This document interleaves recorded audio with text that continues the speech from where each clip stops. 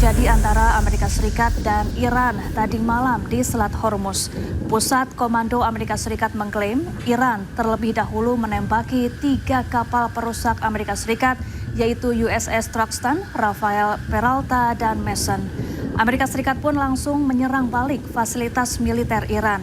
Sementara Iran menuduh Amerika Serikat lebih dulu menyerang kapal tanker dan kapal sipil lain milik Iran di Pelabuhan Fujairah.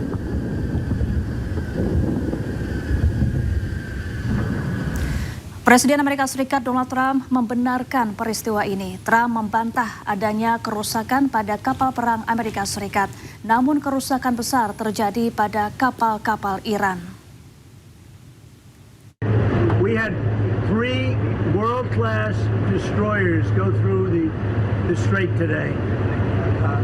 Any other country under the circumstances wouldn't have shot missiles at it and drones at it and these stupid boats that came at it.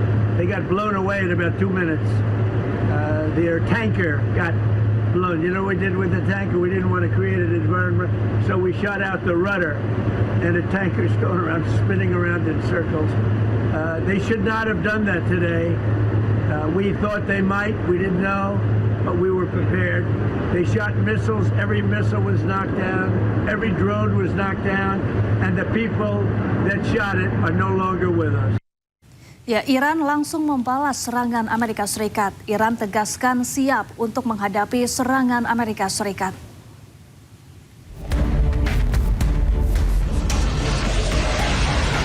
Media pemerintah Iran mengeluarkan video peluncuran rudal anti kapal dan drone bunuh diri. Rudal dan drone ini meluncur dari pangkalan pesisir menuju kapal perang Amerika Serikat. Iran menegaskan tidak akan tinggal diam dan akan menyerang balik negara-negara yang menyerang Iran.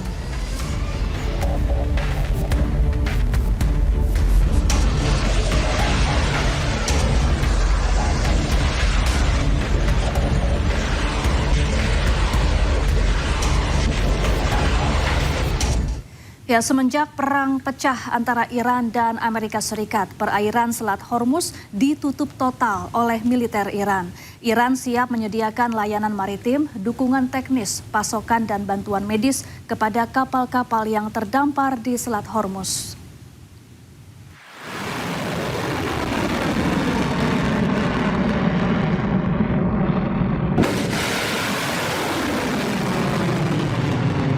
Semenjak perang meletus pada 28 Februari 2026, Iran menutup total perairan Selat Hormuz hingga ratusan kapal terdampak dan tertahan akibat blokade yang dilakukan oleh militer Iran. Sementara Iran siap menyediakan layanan maritim, dukungan teknis, pasokan dan bantuan medis kepada kapal-kapal yang terdampar di Hormuz dan di perairan teritorial regional. Bantuan pasokan ini hanya berlaku kepada kapal yang melakukan pelayaran di perairan teritorial, khususnya perairan Iran dan pelabuhan Iran. Hal ini disampaikan oleh Organisasi Pelabuhan dan Maritim Iran kepada para kapten kapal komersial. Amerika Serikat resmi akhiri operasi tempur Epic Fury di Iran. 5 alasan Amerika Serikat hentikan operasi ini, terutama pada pembebasan Selat Hormuz.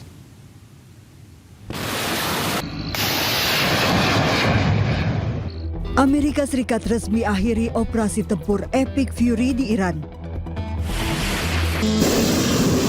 Menteri Luar Negeri Amerika Serikat Marco Rubio mengatakan operasi militer tersebut selesai karena semua tujuan utama telah selesai dan akan fokus pada pembebasan Selat Hormuz. Menlu AS Marco Rubio mengumumkan 5 alasan Amerika memutuskan hentikan Epic Fury.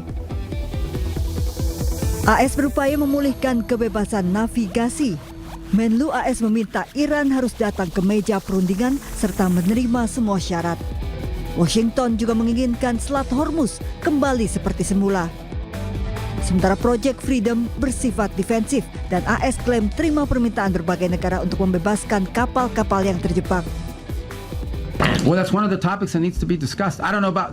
I think you're linking it. The operation is over. Epic Fury, as the president notified Congress, we're done with that stage of it. Okay, we're now on to this project of freedom. As far as a negotiation is concerned, I think the president's been clear that part of the negotiation process has to be not just the enrichment, but what happens to this material that's buried deep somewhere that they still have access to if they ever wanted to dig it out. That has to be addressed, and that's being addressed in the negotiation. I'm not going to go further on what progress has been made on that topic because I don't want to endanger the negotiations, but suffice it to say that the president and this entire team is aware of the centrality of that question, and that will have to be addressed one way or the other. Operasi Epic Fury merupakan operasi militer Amerika Serikat terhadap Iran yang diluncurkan pada 28 Februari lalu. Menteri Perang Pete Hegseth saat itu mengatakan misi Epic Fury yakni menghancurkan rudal ofensif Iran, Angkatan Laut Iran, serta infrastruktur keamanan lainnya. Tujuan akhir operasi ini memastikan Iran tidak akan pernah memiliki senjata nuklir. Berdasarkan pernyataan Kementerian Luar Negeri Amerika Serikat, operasi Epic Fury dilakukan atas permintaan dan untuk membela Israel selaku sekutu dekat Amerika Serikat.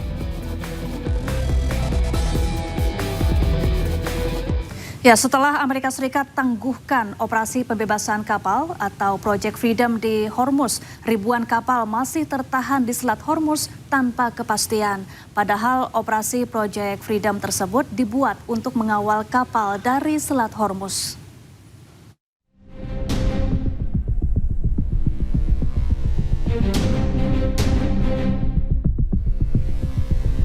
Upaya Amerika Serikat untuk mengawal kapal-kapal dagang keluar dari Selat Hormuz berakhir jauh dari harapan.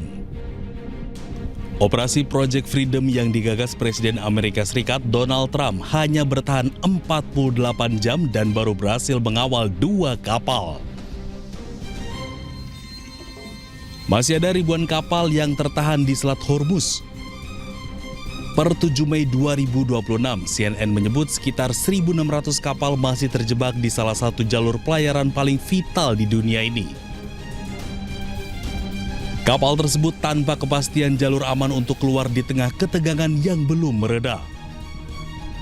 Padahal sebelumnya, Menteri Perang Amerika Serikat Pete Hegseth memberi sinyal kesiapan penuh militer Amerika dan menyebut telah membangun kubah di atas Selat Hormuz. As a direct gift from the United States to the world, we have established a powerful red, white, and blue dome over the strait. American destroyers are on station supported by hundreds of fighter jets. Operasi Project Freedom telah dimulai sejak Senin siang. Tujuan dari operasi militer ini ialah untuk mengawal kapal-kapal dagang yang melintas di Selat Hormuz. Presiden Amerika Serikat mengatakan bahwa operasi ini adalah blokade yang sangat bersahabat dari Amerika Serikat.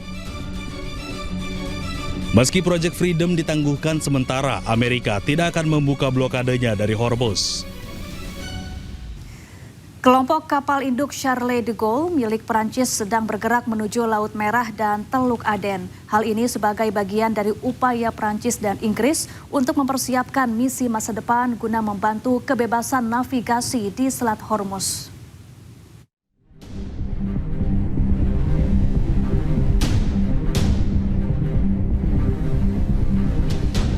Kelompok kapal induk Prancis bergerak ke Laut Merah, Teluk Aden, bersiap untuk membangun kebebasan navigasi di Hormuz.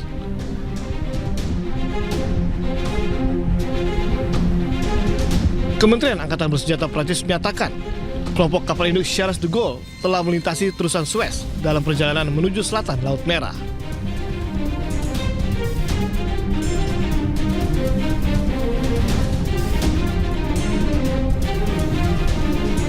Gugusan kapal induk Prancis ini dikerahkan ke Mediterania Timur tak lama setelah Amerika Serikat dan Israel melancarkan serangan udara ke Iran. Kapal ini akan berada di laut antara 4 hingga 5 bulan.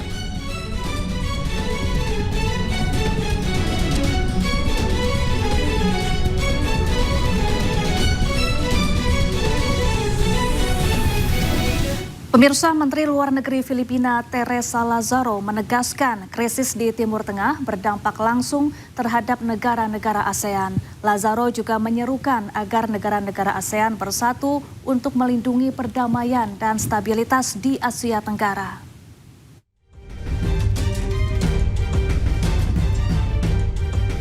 Konflik di Timur Tengah belum kunjung mencapai perdamaian sejak perang dimulai pada 28 Februari lalu. Ketegangan ini menyebabkan penutupan Selat Hormuz yang merupakan jalur vital bagi 20% pasokan minyak dunia. Menteri Luar Negeri Filipina Teresa Lazaro memperingatkan bahwa krisis Timur Tengah berdampak buruk bagi negara-negara ASEAN, termasuk gangguan terhadap pasokan energi dan makanan, jalur perdagangan, dan kesejahteraan warga. ASEAN, which imports about 66% of its crude oil, this crisis meant significant increase in fuel and energy cost, which eventually led to higher prices for agricultural inputs, food, and basic commodities. The crisis also caused disruptions in some sectors, including transportation and tourism, and put at risk millions of ASEAN nationals in the Middle East. Against this backdrop, we convened two special meetings of the foreign ministers to discuss ASEAN's collective response to the effects of the situation. Lazaro juga mendesak negara-negara ASEAN agar bersatu untuk melindungi perdamaian dan stabilitas di Asia Tenggara. Hal tersebut disampaikan dalam pertemuan Menteri Luar Negeri ASEAN di Cebu, Filipina yang diketuai oleh Filipina pada Kamis. Diketahui pertemuan tersebut merupakan bagian dari KTT ASEAN ke-48 yang berlangsung pada tanggal 7 hingga 8 Mei. Konferensi tersebut fokus pada keamanan maritim regional, ketahanan energi, hingga gangguan rantai pasokan terkait dengan konflik di Timur Tengah. Pemirsa, Atasé Pertahanan RI di Iran 2009-2012, Maijen TNI Purnawirawan Budi Pramono menilai, meskipun Amerika Serikat tangguhkan operasi Project Freedom di Selat Hormuz, namun Amerika Serikat masih akan terus bergerak menyerang Iran dengan operasi lainnya hingga keinginan Amerika Serikat tercapai. Ya Mbak, kalau kita membaca dari awal bagaimana ups and down-nya, bagaimana politiknya Trump yang selalu naik turun, ini saya pikir normal-normal saja dalam artian Epic Fury dianggap selesai karena objeknya telah tercapai, katanya Menlu Robi kan. Kemudian ada alasan lain dengan payung lain, what we call it Freedom Project, di mana payung ini adalah penggunaan terminologi menggunakan kata freedom dalam arti pembebasan. Apa artinya? Artinya ini adalah perang propaganda yang untuk menginvite everybody. Kenapa demikian? Inilah Mbak yang namanya coalition signaling.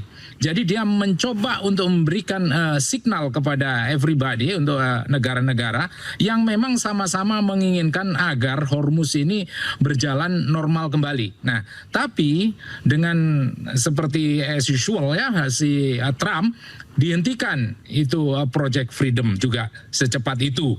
Yang dunia juga terheran-heran, baru Project Freedom baru berapa jam sudah dinyatakan selesai. Tapi lagi-lagi Mbak, kalau menurut saya ini hanya pergantian fase. Fase dari kita mengenalkan waktu sebelumnya itu direct kinetic engagement. Lah ini dia menggunakan kinetik lagi, kinetiknya dia bahwa ini merupakan kinetic coercion yang berubah menjadi suatu coercive bargaining. Jadi ke dalam fase tawar-menawar, tapi tawar-menawarnya masih dalam tahapan coercive bargaining. Apa artinya? Apapun yang dilakukan oleh Trump tidak pernah bergeser bahwa inginnya Hormuz kembali normal dengan alasan bahwa Hormuz inilah yang membuka tutup energi global yang naik turun. Trump tidak pernah bergeser bahwa apapun yang dia lakukan, beda fase ataupun beda operasi dan lain sebagainya, tetap mengendaki zero tolerance terhadap nuklir. Kemudian bagaimana dengan pengayaan nuklir yang seharusnya itu semuanya harusnya dinolkan dan dikembalikan, dikasih ke Amerika. Itu keinginan-keinginan dia, yang mana ini semua kemudian terakumulasi menjadi daya tawar bagi seorang Iran. Jadi sekali lagi Mbak, ini adalah bukan Amerika ini kalah total atau katakanlah Iran juga menang total, tidak. Tapi inilah daya tawar Iran di mana kekuatan laut bisa dirubah menjadi kekuatan diplomasi. Dalam hal ini coercive bargaining bagi seorang Iran. Itu kalau menurut saya, Mbak. Baik, tapi dengan dihentikannya Operasi Epic Fury dan juga Project Freedom ini, apakah ini menjadi suatu tanda bahwa Amerika Serikat sudah menyerah nih Pak menghadapi Iran, ia sudah kehabisan akal gitu? I don't think so. Kalau menyerah, give up, I don't think so. Kenapa? Karena Project Freedom-nya ini selesai, kan bukan berarti terus blokade selesai. Tetap saja paket besarnya dia itu a bold, ya, a big package. Dia angkat tinggi-tinggi itu. Yang namanya paket besarnya dia. Paketnya besarnya dia ya tetap coercive military diplomasi dengan leverage, blockade leverage. Kemudian bagaimana Hormuz ini bisa diselesaikan dalam artian bisa dibuka dengan cara dia Project Freedom lah, kemudian menginvite yang saya bilang tadi coalition bagi coalition yang signaling tadi lah, teori-teori dia itu untuk menginvite everybody, ayo kita bareng-bareng menyelesaikan masalah Hormuz. Padahal Hormuz kan ini adalah leverage-nya Iran dalam hal ini. Jadi sekali lagi Mbak, itu cara-cara Amerika agar apa? Agar pada intinya semuanya itu berujung pada zero tolerance terhadap itu nuklirnya Iran. Jadi sekali lagi tidak akan ini berhenti terus, to my perception. Amerika tetap akan bergerak sedemikian rupa sampai tercapai paket besarnya dia. Sadis Israel serang tim medis di Lebanon. Selengkapnya usai jeda, tetaplah di Breaking News.